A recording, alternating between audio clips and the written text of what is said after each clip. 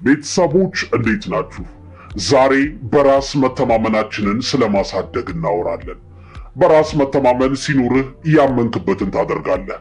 ከሰዎች ማረጋገጫ አትፈልግም። ብዙ ነገር ትሞክራለህ። በትዳርህ፣ በፍቅር ግንኙነትህ፣ በስራህ፣ በትምህርትህ በጣም ደስተኛ ነህ።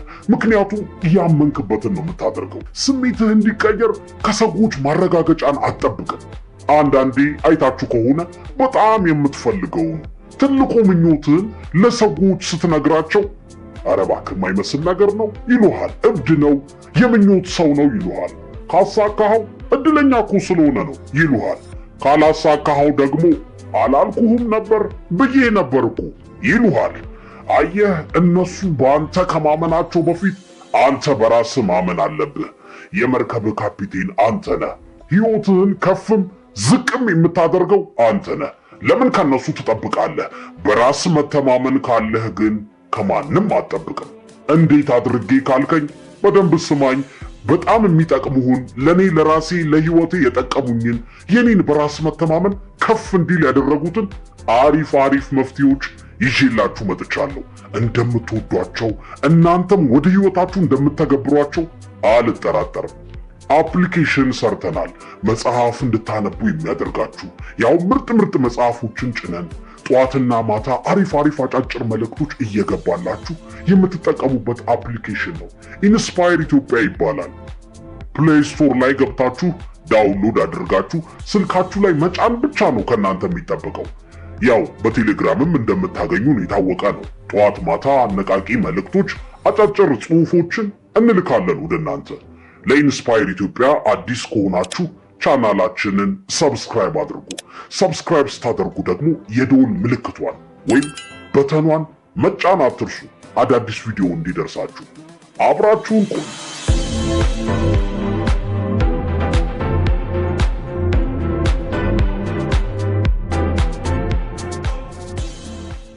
የመጀመሪያው ለራስህ የምትሰጠውን ቦታ ማሳደግ አለብህ። ሬዝ ዩር ስታንዳርድ ይባላል። ስለ ራስህ ስታስብ የሚሰማህ ጥሩ ስሜት መሆን አለበት። ደስተኛ መሆን አለብህ። በተለይ የነገው ማንነትህን አስበህ አሁን መደሰት አለብህ። ዛሬ ያለህበት ነገ የምትደርስበትን አይወስንም። ትልቁ ቦታ ለአንተ ሊገባህ ይችላል። ይገባኛል ብለህ ማመን አለብህ። ማስመሰል አለብህ። ትልቁ ቦታ ላይ እንደተቀመጠ ሰው አክት ማድረግ መኖር መጀመር አለብህ። ቶኒ ሮቢንስ ምን ይላል መሰላችሁ? ጂም ሮን በጣም የሚገርም ምክር መከረኝና ህይወቴን ቀየረው። አሁን ያለኝን ሀብት የገነባሁት ዝና የገነባሁት እሱ ከመከረኝ በኋላ ነው ይላል። ምንድን ነው የመከረ ሲባል ቶኒ you come from a poor family. You have a poor money psychology. So you have to pretend like a rich. You have to act like a rich. Then you will feel good. Finally you will get good አለው። ምን ማለት ነው? ቶኒ የመጣኸው ከድሃ ቤተሰብ ነው። ስለዚህ የድሃ የገንዘብ አመለካከት ነው ያለ።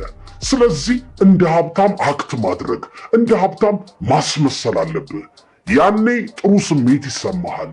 ጥሩ ስሜት ሲሰማ ጥሩ ታገኛለህ ነበር ያለው። ስለዚህ በሀብት ብቻ አይደለም፣ በሌሎችም ነገሮች እኔ ጀግና ነኝ፣ እኔ ደፋር ነኝ፣ ትልቁ ቦታ ይገባኛል ስትል ሳታውቀው የሆነ ስሜት ድፍረት ይሰጥሃል። የሆነ ስሜት እርግጠኛ ያደርግሃል። ብትሞክር እንደሚሳካልህ ታምናለህ። ስለዚህ ነገ ለምትሆነው ለምትደርስበት ካሁኑ ማስመሰል አለብህ። ለራስህ የምትሰጠውን ቦታ መቀየር አለብህ። ወደ ቀጣዩ እንለፍ። ሁለተኛው ሁሌም ማደግ አለብህ። በሂደት ከፍ እንደማለት፣ በሂደት እንደማደግ ኮንፊደንስ የሚጨምር ነገር የለም። ከትላንትህ ዛሬን የተሻልክ ከሆንክ ነገ ምርጥ እንደሚሆን እርግጠኛ ትሆናለህ። ከትላንትና እኮ ዛሬ ያለሁበት በጣም የተሻለ ነው ስለምትል በራስ መተማመንህ ይጨምራል። በራስ መተማመን ጡንቻ ነው። ባዳበርከው ቁጥር፣ ባሳደግከው ቁጥር፣ አንተ ባደግክ ቁጥር አብሮህ የሚያድግ ነገር ነው። ስለዚህ በገንዘብህ፣ በስራ፣ በሃይማኖታዊ ሁኔታ፣ በእያንዳንዱ ነገርህ ማደግ አለብህ። ከትላንት መሻል አለብህ። ወደ ቀጣዩ እንለፍ። ሶስተኛው የራስህ ትርክት ወይም ናሬሽን ያስፈልግሃል። ምን ማለት መሰላችሁ? ናፖሊዮን ሂል ዘ ጎልደን ሩልስ ወይም ወርቃማ ህጎች በሚለው መጽሐፍ ላይ ስለ በራስ መተማመን ያወራል እና አንድ ሰውዬ ነጋዴ ነበር፣ ቤተሰብ ነበረው፣ ልጆች፣ ሚስት ነበሩት። ግን በአጋጣሚ ከሰረ። ከዛ ቤተሰቡን ማስተዳደር አቃተው። በራስ መተማመኑ ጠፋ። ምንም ነገር መሞከር አልፈለገም። ራሱን ጣለ፣ ጎዳና ወጣ፣ ወድቆ ቀረ። ከቤተሰቡ ሁሉ ወጣ። ከዛ የሆነ ጊዜ ሰዎችን ምከሩኝ እስኪ ህይወቴ እንዲቀየር እያለ እየዞረ ይጠይቃል። የሆነ ቀን ላይ ናፖሊዮን ሂል ቢሮ መጣ። ናፖሊዮን ሂል እየጻፈ ነው። ከዛ ይሄ ሰውዬ በሩን አንኳኩቶ ገባ። አቤት ወንድሜ ምን ልታዘዝ አለው ናፖሊዮን ሂል። እኔ አግኝቼ ያጣው ሰው ነኝ። ጥሩ ደረጃ ላይ ነበርኩ። ቤተሰቤን የማስተዳድር ሰው ነበርኩ። አሁን ግን ወደቅኩኝ። በራስ መተማመን ጠፋ። ህይወት ላይ አዲስ ነገር መሞከር አቃተኝ አለው። ናፖሊዮን ሂል ምን አለው መሰላችሁ? እኔ ምንም መፍትሄ ልሰጥህ አልችልም፣ ግን እንደው ብትሰማው ብታምንበት አንድ ሰውዬ አለ። ቁርጥ ያለ መፍትሄ ይሰጣል። እሱን ካመንክበት ህይወትህን ይቀይረዋል። እኔ ከሱ ውጪ ሌላ መፍትሄ አላቅም አለው። ሰውየው እንዴ ምን ችግር አለ ታዲያ? በእናትህ ሰውየው ጋር አሁኑኑ ውሰደኝ አለው። ናፖሊዮን ሂል እሺ አለና የሚጽፈውን አስቀምጦ ሰውየውን ይዞት ከደረጃ ወጥቶ አንደኛ ፎቅ ላይ ይዞት ሄደ። በሩን ከፈተና መስታወት ፊት አቆሞ ሰውየው ተመልከተው ይህን ሰውዬ አለው። ይህን ሰውዬ ካመንክበት የፈለክበት ያደርሰሃል።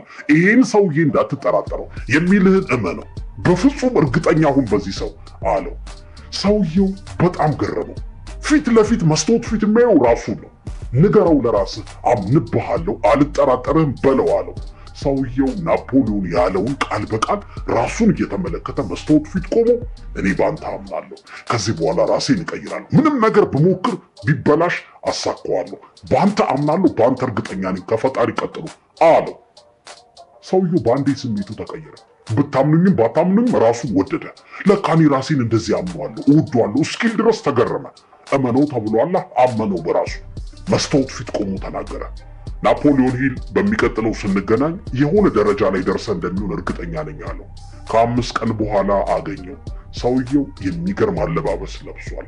ስራ እየሰራ ነው። ሚስትና ልጆቹን እየተንከባከበ ነው። በ5 ቀን ራሱን ቀየረ። ምን ላችሁ ፈልጌ መሰላችሁ? ያመንክበት ነገር ነው የሚቀይረ። እርግጠኛ የሆንክበት ነገር ህይወትን ይወስነዋል፣ ይቀይረዋል። በራስህ እመን፣ ከፈጣሪ ቀጥሎ። መስታወት ፊት ቁምና ሁሌ ለራስህ አንድ ትርክት ንገረው። ከአንተ በላይ በዚህ ምድር የማምንበት ሰው የለም በለው። ከፈጣሪ ቀጥሎ አንተን አምናሃለሁ። ምንም ቢገጥመኝ፣ ከባድ ነገር ውስጥ ብገባ፣ ብከስር፣ ሰዎች ባያምኑብኝ፣ እኔ ግን በአንተ አምናለሁ በለው። መስታወት ፊት ቆመ ለምታየው ሰው ያኔ አይምሮ ውስጥ አዲስ ፕሮግራም ይገነባል። አዲስ ጥርጊያ መንገድ፣ ኒውሮሎጂካል ፓዝዌይ ይገነባል። ያኔ በራስ እርግጠኛ ትሆናለህ። ማን እንደሆንክ ለራስ ንገረው። መስታወት ፊት ቆምና አዲስ ናሬሽን ያስፈልግሃል ወዳጄ። አራተኛው በጎ ነገር ማሰብ ተለማመድ። ጥሩ ነገር እይ፣ ጥሩ ነገር ስማ፣ ጥሩ ነገር አውራ። አንዳንዴ የሆነ ቦታ ውለህ ስትመለስ መጥፎ ስሜት የሚሰማ ከሆነ፣ የሚደብር ከሆነ ከነዛ ሰዎች ጋር ደግመህ አትገናኝ። ስልክ አውርተህ ስጨርስ ድብር የሚል መጥፎ ስሜት ውስጥ የምትገባ ከሆነ ከዛ ሰው ጋር በስልክ ደግመህ አታውራ። ለምን? ጥሩ ስሜት የሚሰማህን ነገር ነው ማድረግ ያለብህ። ፖዚቲቭ ቲንከር፣ በጎ አሳቢ እንድትሆን የሚያደርግህን ነገር ነው መስማት ማየት ያለብህ። ያ ነው የሚያሳድግህ፣ በራስ መተማመንን የሚጨምረው። አይተህ ከሆነ ሰዎች ጋር ስታወራ ስለ ጥንካሬ ቀለል አድርገው ይነግሩሃል። አንተ እኮ በዚህ ጉዳይ ጎበዝ ነህ፣ እንዲህ ብታደርግ ጎበዝ ነህ ይሉሃል። ድክመትህን ግን ጫን አድርገው ነው የሚነግሩ። ጥንካሬን ቀለል ያደርጉታል፣ ድክመትህን ግን ግዙፍ ያደርጉታል። ከዛ እኔ እኮ አረባ በቃ አልጠቅምም የሚል ስሜት ይሰማሃል። እንደነዚህ አይነት ሰዎችን አትስማቸው፣ አብረሃቸው አትዋል፣ አታገኛቸው። ለምን መሰላችሁ? ድክመትህን የሚነግር ሰው ሊጠቅምህ ይችላል፣ ሊያሳድግህ ይችላል። ተስፋ እንድትቆርጥ ካደረገ፣ አረባም የሚል ስሜት እንዲሰማ ካደረገ ግን አያስፈልግህም። በተቻለ አቅም በከባድ ነገር ውስጥ፣ በመጥፎ ነገር ውስጥ መልካሙን ለማየት ሞክር። ሰዎች ማሰብ የማይደፍሩትን ነገር አንተ ለማሰብ ድፈር። አሁን ጨለማ እኮ ነው፣ ሀገሪቷ ወዴት እየሄደች ነው ሲሉ እኔ ግን እለወጣለሁ፣ ተስፋ አለኝ፣ የሆነ ነገር አያለሁ በላቸው። ያ ነው በራስ መተማመን። ሰዎች ማሰብ የማይፈቅዱትን አንተ ማሰብ ከቻልክ ኮንፊደንስህ ያድጋል። ወደ ቀጣዩ እንለፍ። 5ኛው አካልህ ላይ ስራ ይባላል። ስፖርት መስራት፣ ጤናማ ነገር መመገብ፣ ውሃ መጠጣት፣ በደንብ ረፍት ማድረግ፣ ውጫዊ ነገርህን ማሳመር ራሱ የሚሰጥህ ኳሊቲ አለ። ስሜትህ ይቀየራል። ለራስህ የምትሰጠው ቦታ ይቀየራል። አየህ፣ ውጫዊ ኳሊቲ ራሱ ውጫዊ ነገር ውስጥህን እርግጠኛ ያደርገዋል። ውስጥህን የሆነ ነገር ይሰጠዋል፣ ይጨምርልሃል። እኔ እኮ ቀለል ያለ ነገር ነው የምበላው፣ የምሰራው ስፖርት፣ ውሎዬ እኮ አሪፍ ነው ትላለህ። በራስ መተማመን በዚህም ያድጋል። ወደ ቀጣዩ እንለፍ። ስድስተኛው ራስህን ተቀበል ይባላል። ሰውን ከወደዱ ከነምናምኑ ይባል የለ? ራስን መውደድ ማለት እኮ ከነምናምንህ ራስህን መውደድ ነው። ከነ ድክመትህ፣ ከነ ጉድለትህ፣ ከነ ሁሉ ነገርህ ራስህን መውደድ፣ ራስህን መቀበል። አንተ ራስህን ከተቀበልከው ሰዎች ይቀበሉሃል። አይተህ ከሆነ በጣም የምናከብራቸው ሰዎች፣ በጣም የምንወዳቸው ሰዎች ሲሳሳቱ ስህተታቸውን እንደ ትክክል እንቀበልላቸዋለን። ምን ሰው ነው፣ ምን ይሳሳታል፣ ምን ችግር አለው፣ ለምን ታጋንናለህ እንላለን። ለምንወዳቸው ሰዎች እንደዛ እንላለን። ለራሳችንስ? ራሳችንን ግን በጣም እንወቅሰዋለን። አልተቀበልነውማ። እንደውም ጓድ መንግስቱ ኃይለማርያም በአንድ ወቅት የገጠማቸውን ብነግራችሁ ከዚህ ጋር ይገናኛል ብዬ አስባለሁ። ሚኒስትሮቻቸውን ሰብስበው ቁጭ ብለው እየተወያዩ ነው። መሃል ላይ ጠባቂያቸው መጣና በጆሯቸው የሆነ ነገር ሹክ አላቸው። ጓድ ባልተለመደ ሁኔታ በድንጋጤ ሶፍት አውጥተው ማዘን ይጀምራሉ፣ ማልቀስ ይጀምራሉ፣ እንባቸውን መጥረግ ጀመሩ። በቃ እሳቸው ሌላ ስሜት ውስጥ ገብተዋል። ሚኒስትሮቹ ደንገጥ ብለው እነሱ ማልቀስ ጀመሩ።